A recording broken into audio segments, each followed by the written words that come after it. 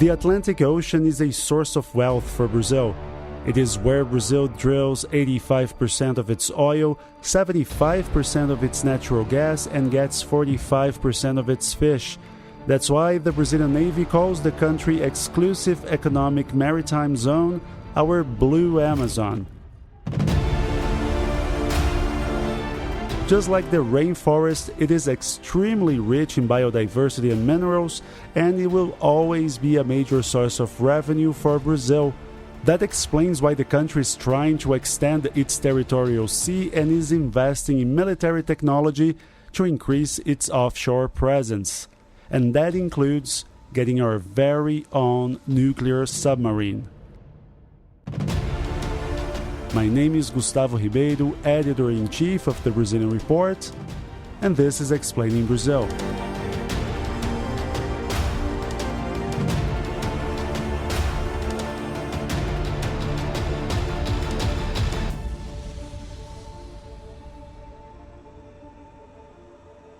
Ewan Marshall, hello.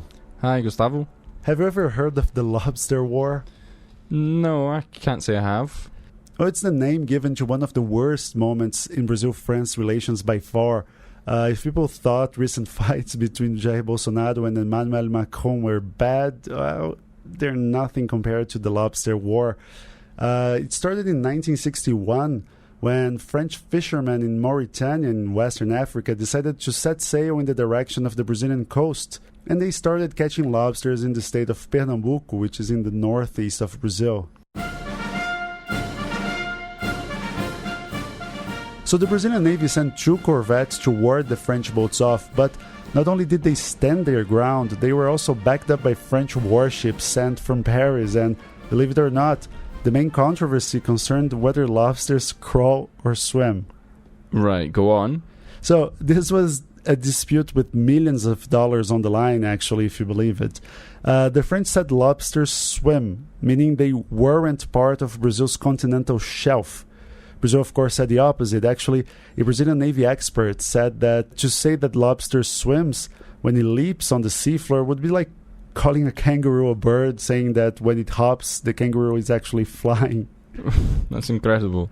Yeah, no, and in the end, the dispute was all about Brazil's control over its territorial sea, which is the theme for today's show. Yeah, exactly. And I mean, this story you've just enlightened me of, actually, it has everything to do with one of Brazil's main claims internationally, which is its plan to extend its so-called territorial sea, which is what we call the area in the ocean where Brazil has exclusive economic rights. And a 1994 UN convention established a limit of 200 miles for territorial sea. And until 2004, countries could bid for an extension based on geological studies, and Brazil was quite successful in its bid, but only partially. Why only partially? Well, until now, the United Nations gave exclusive rights to a maritime territory of 3.6 million square kilometres, and in this area, Brazil is allowed to carry out economic activities. It can build artificial islands, it can build offshore facilities for protecting marine life, and among other things. And how much more does Brazil want? So Brazil at the moment has 3.6 million square kilometres. It wants to increase that area to 4.5 million square kilometres, which would add more land close to its shores in the north and northeast. And what is the economic potential of this new area outside of the 200-mile limit? Well, these geological studies we were talking about earlier, they suggest that these kind of extra territorial reserves might have up to 30 billion prospective barrels of oil and gas. And if that's confirmed, that would almost double the potential pre-salt reserves that the country already has. But actually, how accurate are these estimations? Well, that's the million or billion dollar question here, because these numbers are based on seismic research, which is like an ultrasound of the ground below. It's the very first step in prospecting oil reserves, and if they wanted to know any more, to get any closer to the real figure, Brazil would have to drill very, very deep wells, which is, quite costly and quite risky. But I understand Brazil is not necessarily deterred by that. No, exactly, no. We reported earlier in the year that the Brazilian government is mulling over the idea of auctioning off its deepwater oil reserves beyond this 200 nautical mile limit which the UN has established, which would be the first time ever that these reserves are sold. And the National Petrol Agency has already recommended that the government include these areas in the 2020 pre-salt auctions, which are, in theory, in international waters. But is that even legal? Well, some scholars say that there is some legal precedent for this, and the Navy is kind of banking on the fact that the UN will accept Brazil's bid to extend its seas. And I mean, that would be huge because the economic potential of these new areas goes, it's beyond oil. There's also the prospect of finding cobalt, manganese, all that sort of stuff. Which has led the Navy to call the region the Blue Amazon in the first place. Exactly, the Blue Amazon.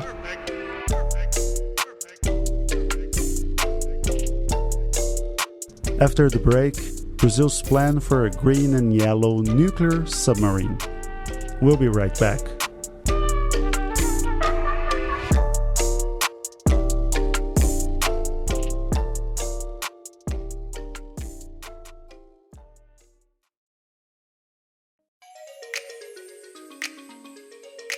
Hi, my name is Lucas Berti and I work at the Brazilian Report. Do you like the Explaining Brazil podcast? Then please rate our show on whatever platform you may be listening to. And don't forget to share it with your friends and coworkers. Many people write us asking how they can support this show. The best way is by subscribing to the Brazilian Report, the journalistic engine behind this podcast. You can enjoy a 7-day free trial and subscription plans start at only $3.90 per month. That's cheaper than drinking 2 lattes a month at Starbucks. Go to Brazilian.report/subscribe.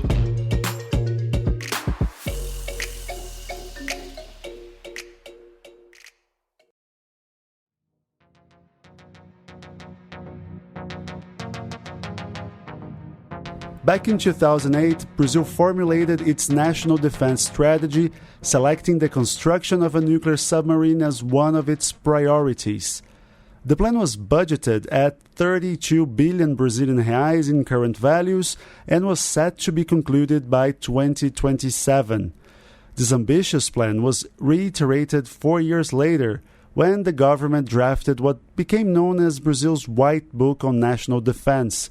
The submarine would allow the country to, quote, considerably elevate Brazil's presence in the South Atlantic. Critics of this project say that Brazil should use the money for more pressing needs, especially in a country with high poverty rates and where half of the population has no access to basic sewage.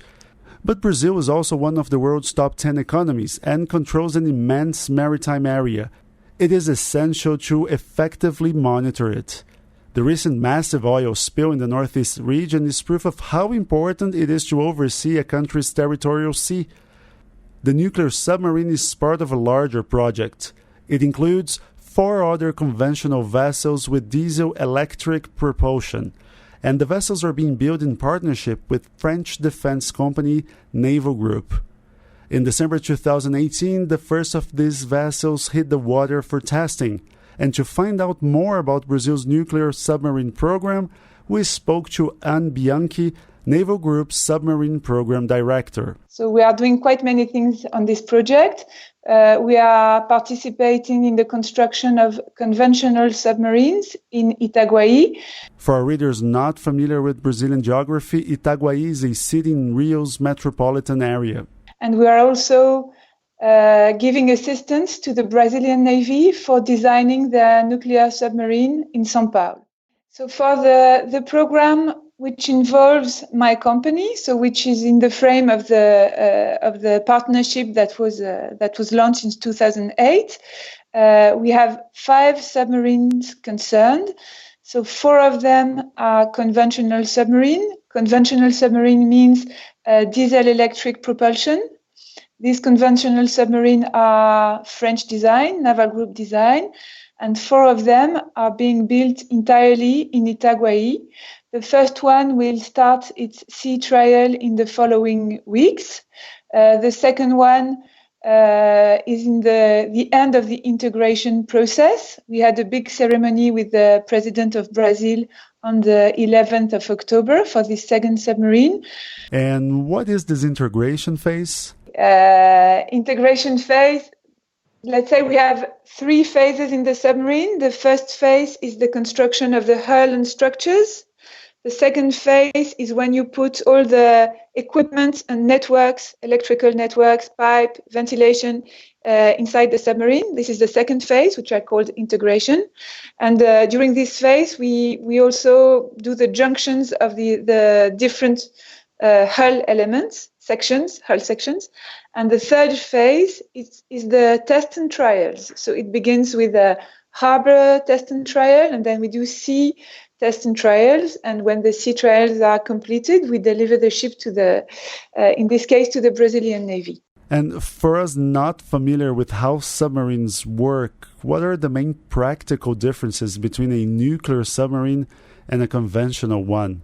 A conventional submarine, like the one we're building now in Itaguaí, they need to go to the surface every 2 to 5 days, depending on the mission.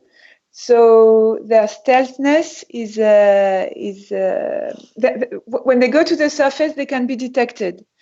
The nuclear submarine, it can stay under the water for several weeks. The limit is the people.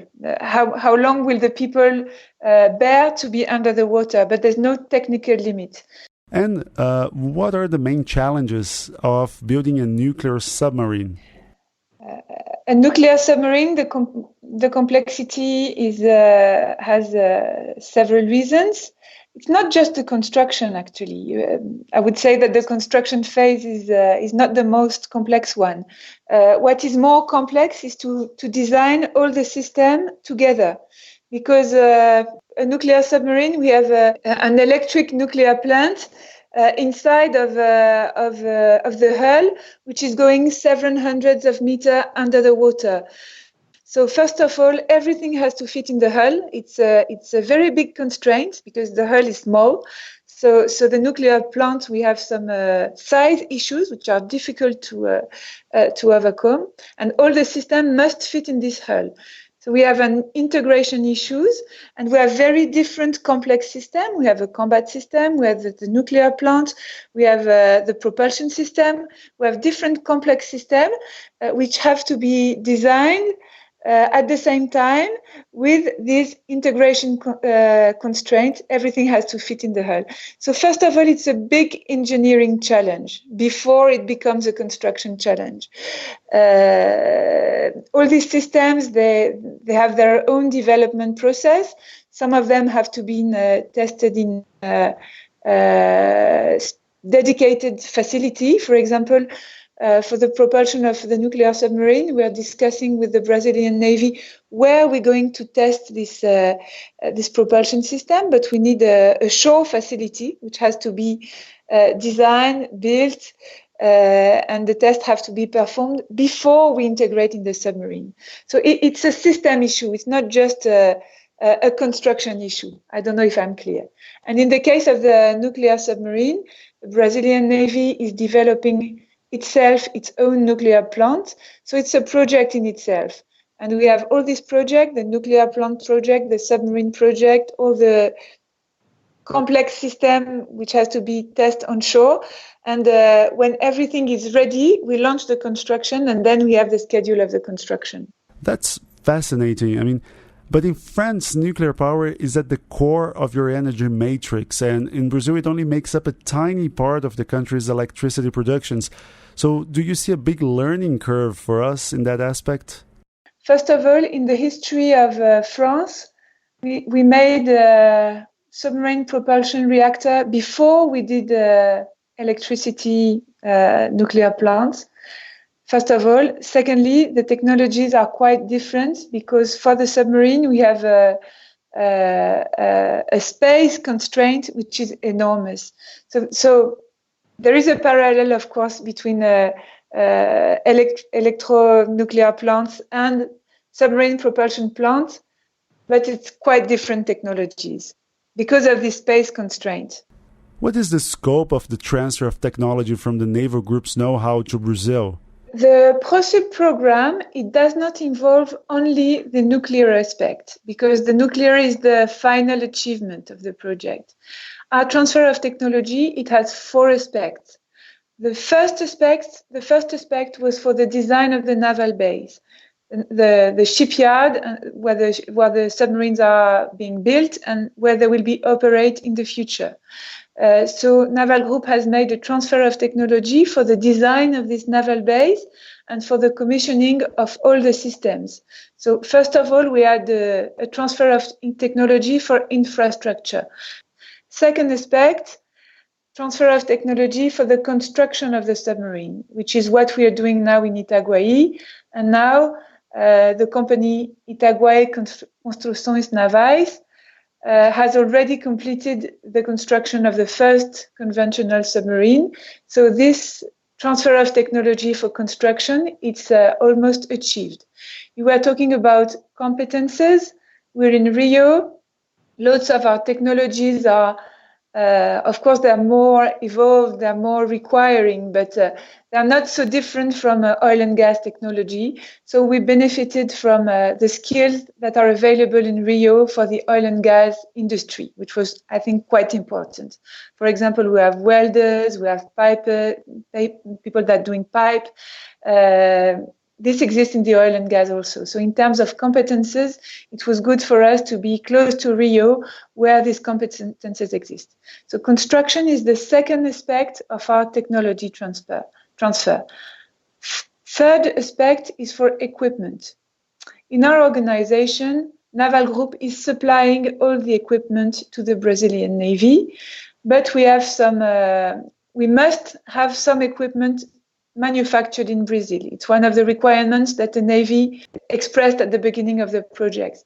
So we have to transfer technology so that industrial Brazilian manufacturers can build equipment dedicated to submarine. We have about 40 industries, manufacturers involved in the project. And for some of them, we will buy standard product that they have already. But for some of them, most of them actually, we have to explain to them what are the specificity of the submarine, how to comply with the specific requirements of the equipment for submarine. For example, a valve for a submarine, it will have different requirements than a valve for the oil and gas.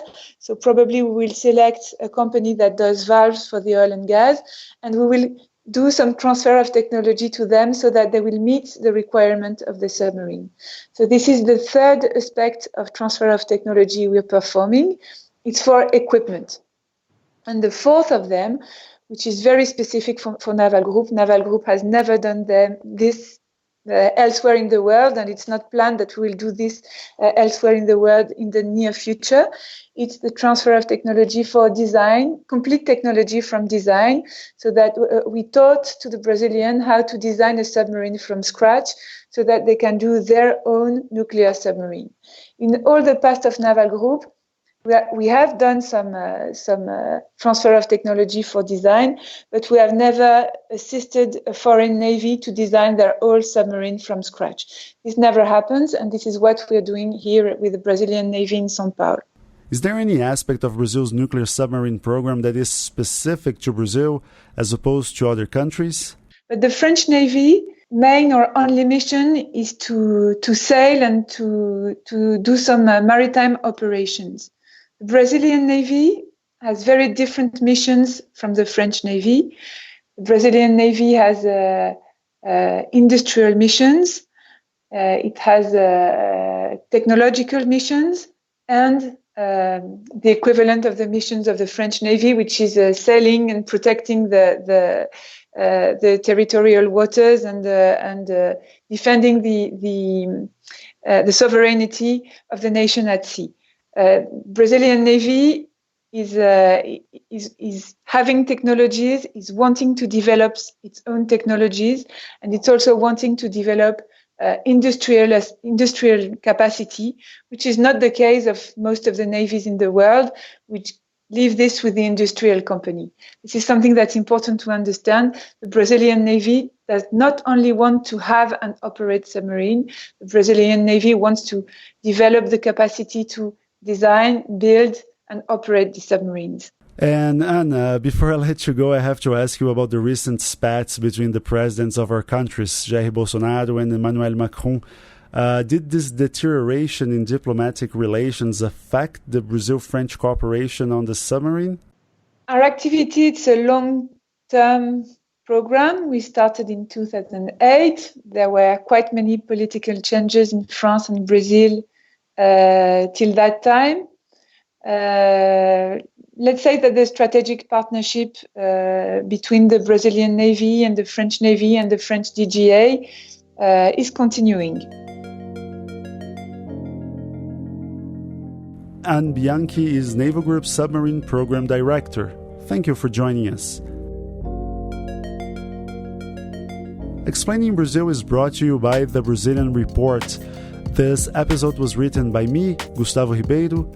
Laura Kihan produced this show. Ewan Marshall edits the final script. If you like our show, remember that the best way to support this podcast is by subscribing to the Brazilian Report. You can enjoy a 7 days, no strings attached free trial before committing to a subscription. You only need to add your credit card number after you decide to subscribe, and we're pretty confident you will. Go to brazilian.report/subscribe. That's all for now, and I will see you next week.